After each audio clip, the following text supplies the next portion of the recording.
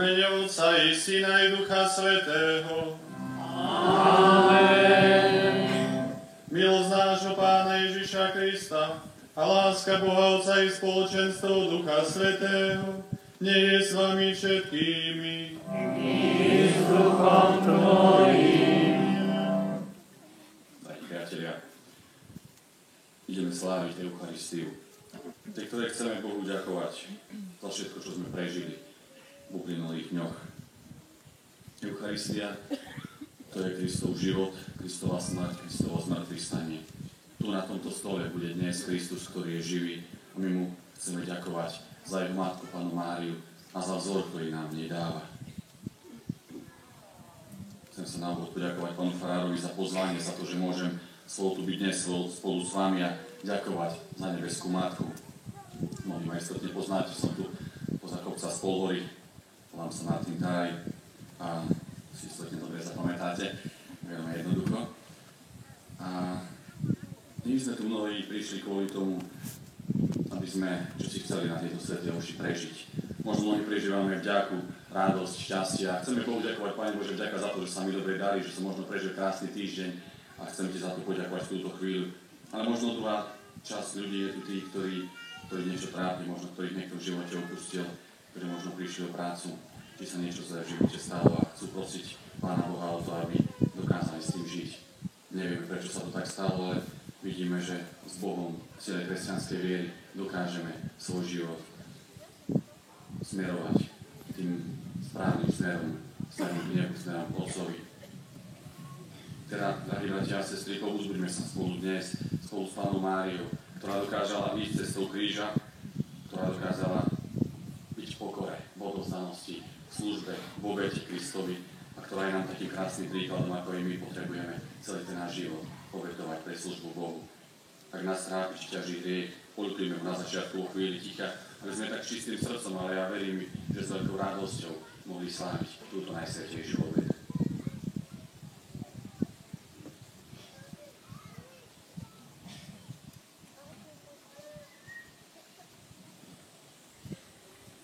Vyznávam, že mocnému Bohu, vám, bratia a sestry, že som veľa zhrešil, myšlienkami, slovami, skutkami a zanedbávaním dobrého. Moja preveľká vina. Preto prosím vás, slavenú Máriu, Ty Pannu, všetkých anjelov a svätých, i vás, bratia a sestry, modlite sa za mňa, Pán Boh náš. nech sa zmiluje nad nami všemohúci Boh, nech nám hriechy odpustí a nech nás privedie do života večného. Amen.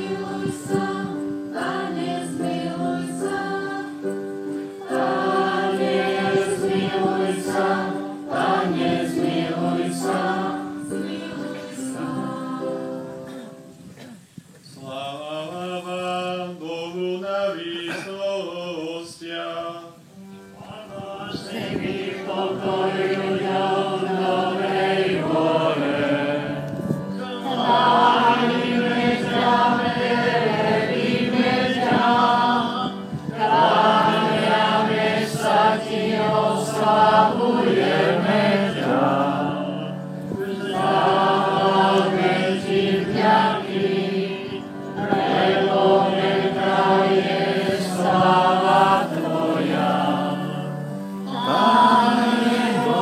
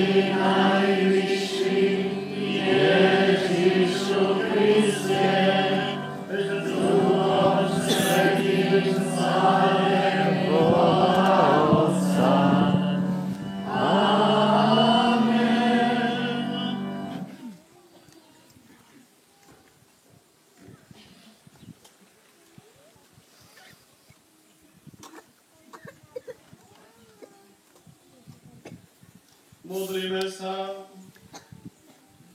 Všemovúci a večný Bože, Ty si vzal nepoškvrnenú Pannu Máriu, matku Tvojho Syna, s telom a s dušou do nebeskej slávy.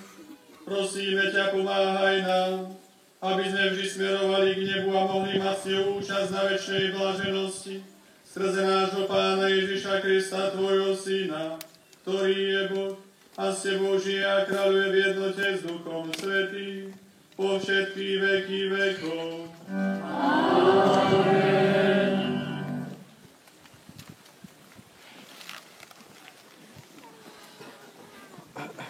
Čítanie z knihy Zjavenia svätého apoštola Jána.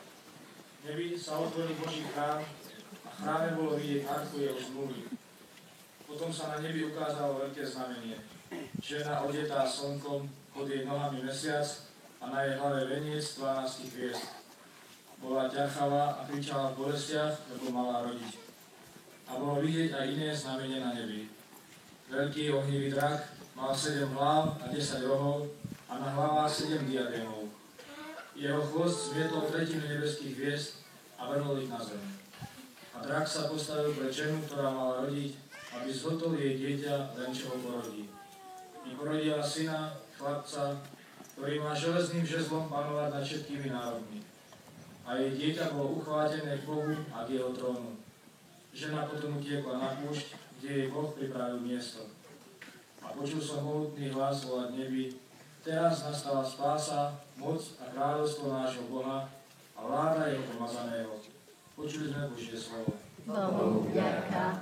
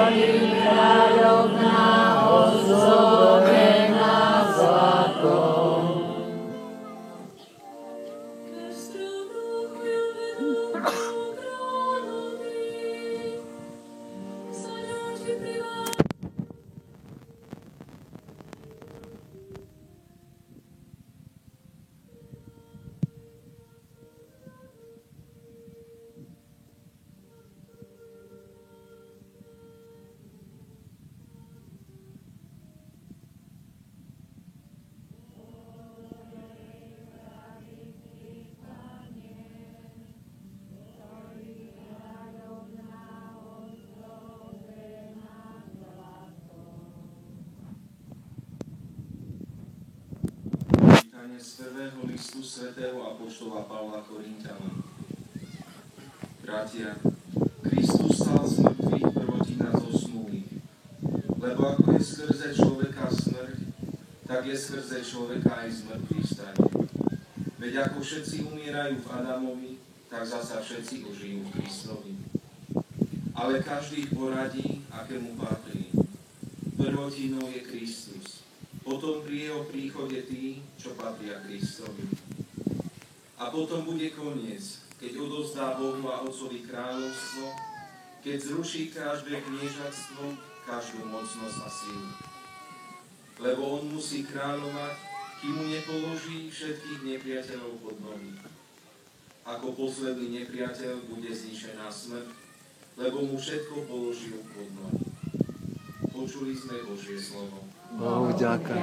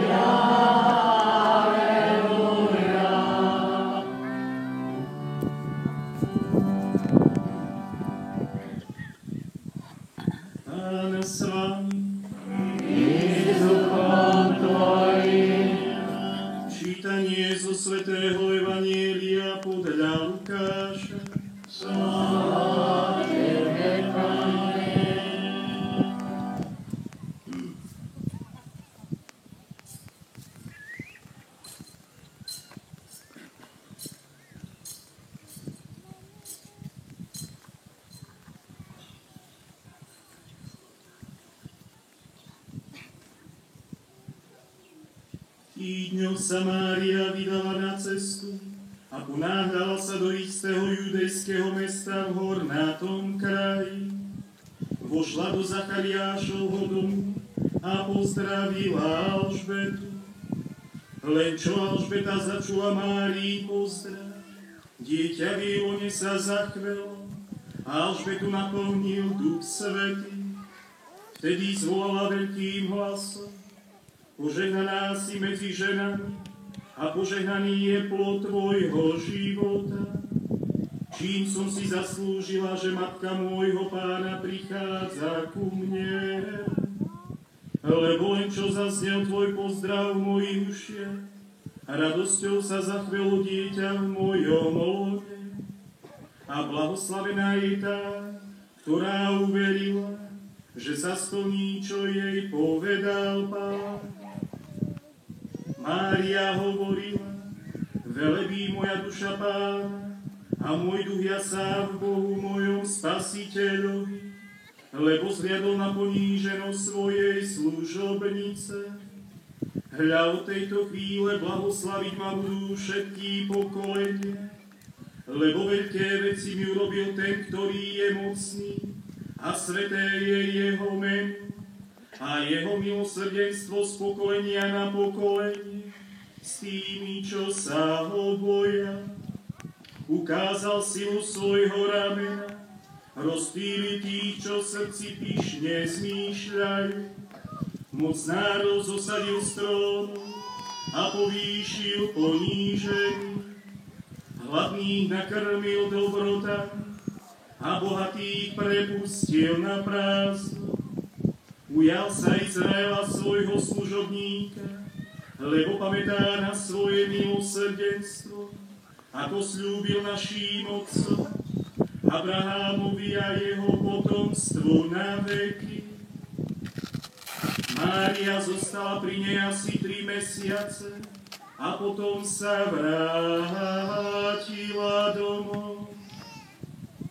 Počuli sme slovo Pánovo. A Tebe, Kriste. Alleluia.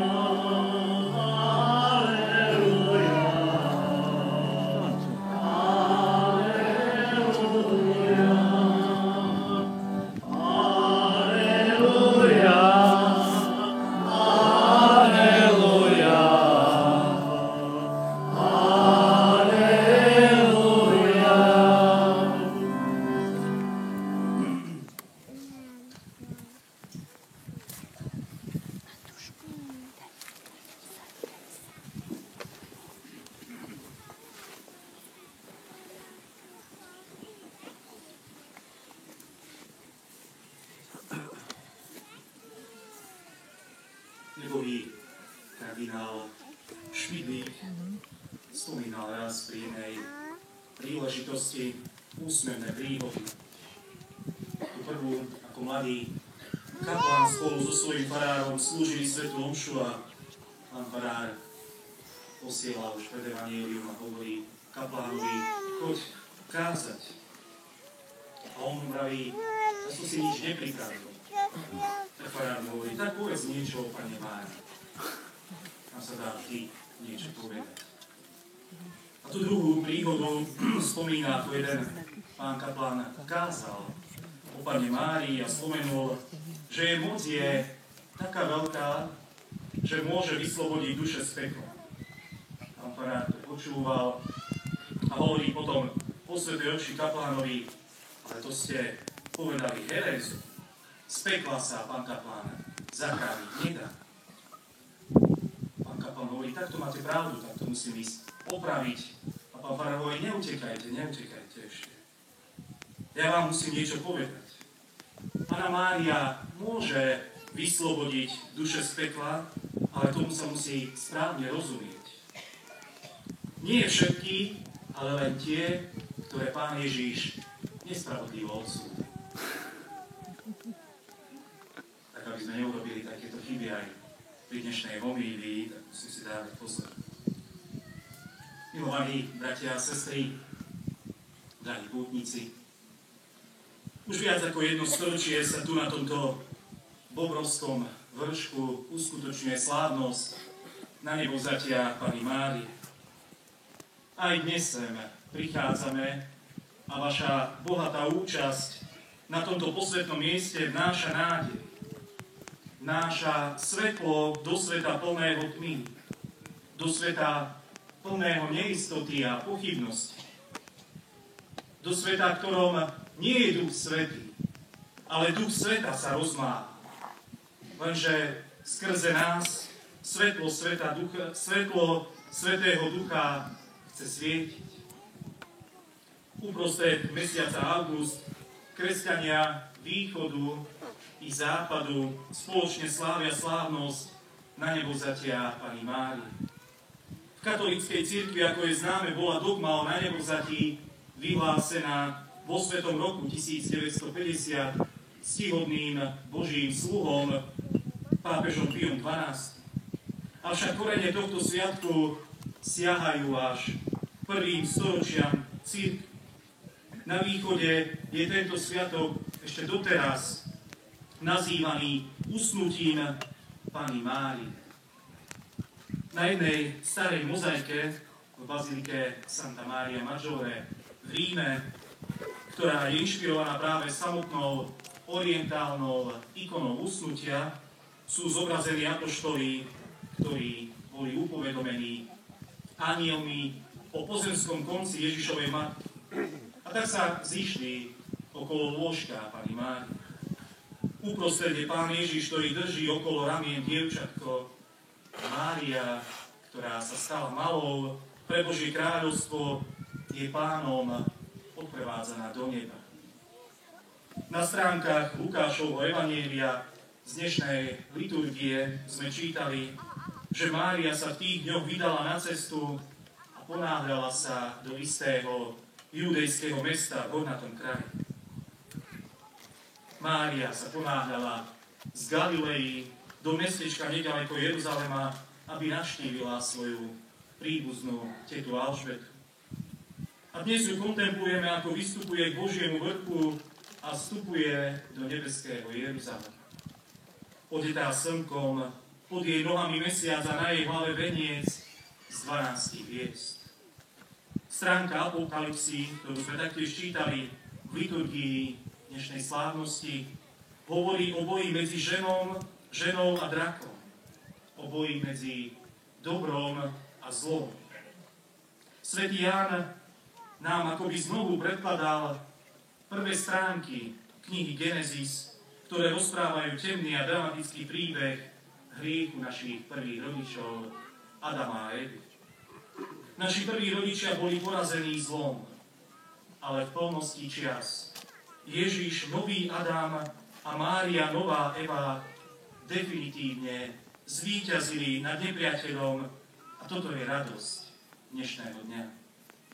Víťazstvom Ježiša nad zlom je porozená vnútorná aj telesná smrť. Mária bola prvá, ktorá objala Božieho syna, ktorý sa stal dieťaťom. A teraz je prvá, ktorá je vedľa neho v nebeskej sláve.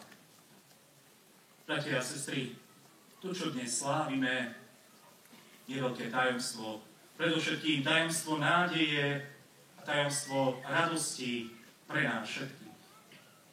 Onedlho sa ukončí rok viery, ktorý bol vyhlásený pápežom Benediktom XVI. Aj s novým pápežom Františkom sme sa s novým odhodlaním zamýšľali nad rôznymi aspektmi a nad rôznymi témami, ktoré s našou vierou súvisí.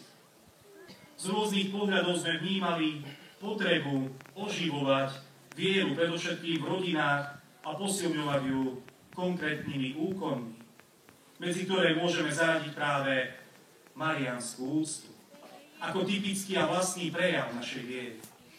Lebo naša katolícka viera je mariánska. Môžeme sa pýtať, čo to znamená.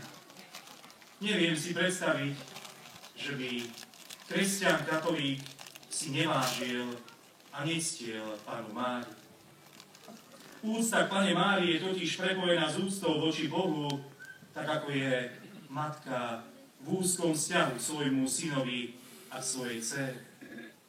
Veď kto má v úcte matku, ctí si i otca, i syna, ktorých dobrá matka miluje. A platí to samozrejme aj naopak. Cirkev ale jasne rozlišuje medzi úctou Panne Márii a adoráciou, teda kláňaním sa, ktoré patrí jedine Bohu. Pri takomto rozlišovaní nemôžeme nič pokaziť. Keď vzývame Máriu ako našu nebeskú matku a našu orodovú.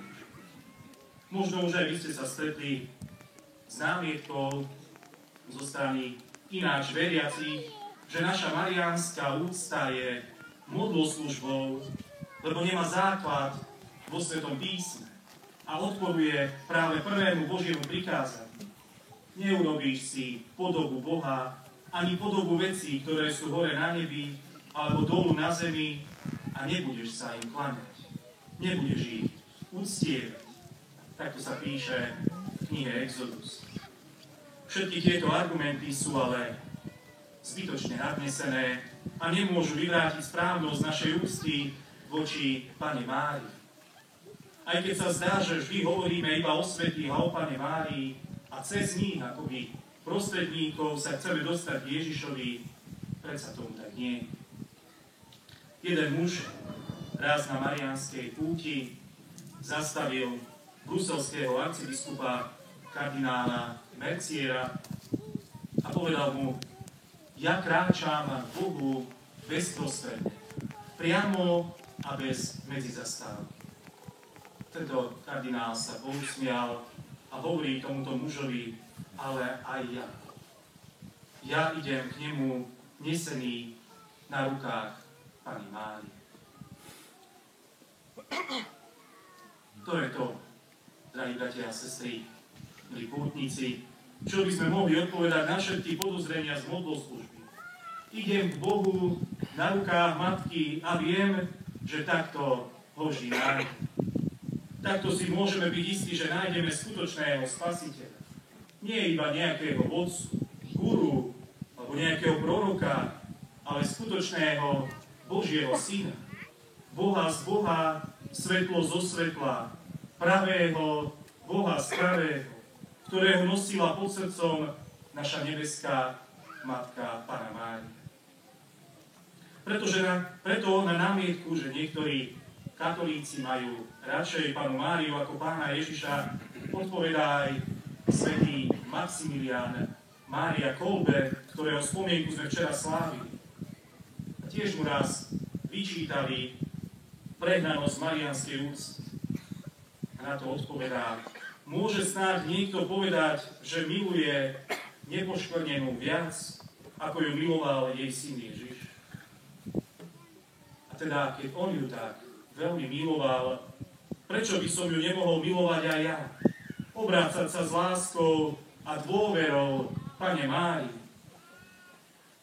Iste mu to spôsobuje radosť, keď kresťania dávajú najavo, že milujú jeho matku.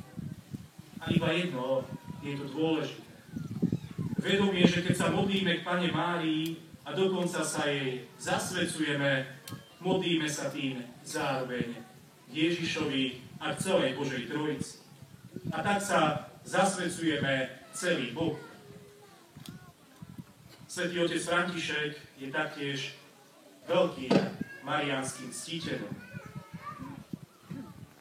Pri ostatnej návšteve Brazílie zastavil sa 24. júla na mariánskom pútnickom mieste v Aparecide. A v tejto svätyni sa pred 6 rokmi konala generálna konferencia biskupov Latinskej Ameriky a ako v homílii spomína, stalo sa tam vtedy niečo prekrásne, čo aj on sám mohol vnímať a okúsiť. Biskupy totiž pracovali a zamýšľali sa nad témou stretnutia s Kristom, apoštolátu a misie na spomínanom mieste. A vtedy cítili veľkú podporu pútnikov, ktorí tam každoročne prichádzali zveriť svoj život Pane Márii. A Svätý Otec hovorí, táto konferencia na mariánskom pútnickom mieste bola veľkým okamihom cirkvi. A možno povedať, že jej dokument z Aparecidy sa zrodil práve z úzkého prepojenia práce pastierov a jednoduchej viery pútnikov. A to práve pod materskou ochranou Panny Márie. Lebo keď cirkev hľadá Krista, klope vždy na dvere matkinho domu a prosí, ukáž nám Ježiša. To od nej sa učíme práve mu apoštola. Tu vidno, prečo cirkev ide do misie v tomto svete. Vždy po stopách Panny Márie. Milí mariánski ctitelia, toto sú slova svätého Otca, ktoré potvrdzujú správne nasmerovanie a význam našej mariánskej úcty a prínos pre cirkev. Najkrajšie stretnutie s Kristom sa vždy udeľuje vďaka nápomocnému vedeniu jeho matky. Máriu od Ježiša nemožno oddeliť. Svätý farár z Arsu, Ján Mária Vianney, sa rád priznával, že Panna Mária bola vždy prameňom sily v jeho kňazskom živote. Hovorí, už toľkokrát som čerpal z jej prečistého srdca, že už dávno by muselo byť prázdne, keby bolo unavené a vyčerpané. Skutočne je to tak. Koľkokrát sme už aj my klopali na dvere jej domu a na dvere jej srdca. No ona je nevyčerpateľným prameňom a trpezlivo sa otvára pre všetkých, ktorí ju vzývajú. Dnešný svet sa ženie za vlastnými hodnotami, za snom, lebo holdovať mu je jednoduchšie a pohodlnejšie. Zvrátenými mnohokrát civilnými zákonmi sa búria harmónia poctivého života v Bohu. Vysmievajú sa Božie zákony a jeho princíp. Keď sa neozveme aj my, budeme nás braní na zodpovednosť, že sme nepozdvihli svoj hlas. A prizerali sme sa, ako diabol demoluje ľudské srdcia a mozgy. Bratia a sestry, milí pútnici, stretávajme sa a v jednote pri Bohu prosme o silu obstáť a vedieť sa brániť. Dnešná slávnosť na nebovzatia Panny Márie nám hovorí práve o našej budúcnosti. Hovorí nám, že aj my budeme raz blízko Ježiša, v Božej radosti, a vyzýva nás, aby sme mali odvahu, aby sme verili, že sila Kristovho vzkriesenia môže aj v nás pôsobiť, môže aj v nás urobiť z nás tých, ktorí sa budú každý deň snažiť prežívať vzkriesenie, prinášajúc do tmy zla, ktoré je vo svete svetlo dobrá. Preto pozerajme na Pannu Máriu a snažme sa žiť ako ona. Pripravme svoje srdcia, aby Boh mohol do nich vstúpiť a pozorne vnímajme, ako v nás pôsobí, aby sme raz na konci vekov mohli prežívať nebeskú radosť spolu s našou nebeskou Matkou, Pannou Máriou. Amen. Bohu vďaka.